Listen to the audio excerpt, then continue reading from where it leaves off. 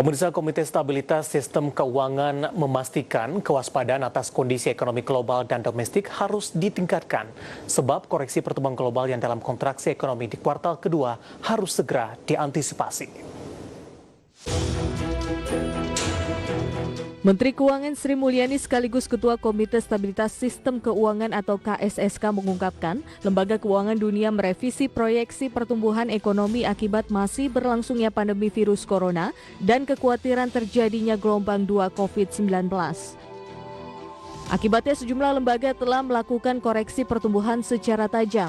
Dana Moneter Internasional atau IMF memperkirakan pertumbuhan ekonomi global akan terkontraksi hingga 4,9%. Bank Dunia memperkirakan minus 5,2% dan OECD memperkirakan minus 7,6%.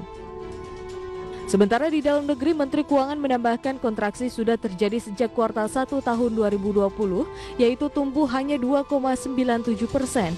Ditambah realisasi pertumbuhan kuartal 2 yang mengalami kontraksi minus 5,32%, menjadikan ekonomi Indonesia sangat rentan, sehingga kewaspadaan harus ditinggikan. Atau disebabkan oleh adanya ketidakpastian apakah akan terjadi second wave terhadap pandemi. Namun semuanya menunjukkan bahwa proyeksi ekonomi global mengalami koreksi yang sangat tajam. Untuk perekonomian Indonesia, kita melihat bahwa pada kuartal pertama, pertumbuhan ekonomi nasional juga sudah mulai merasakan dampak dari COVID-19 ini.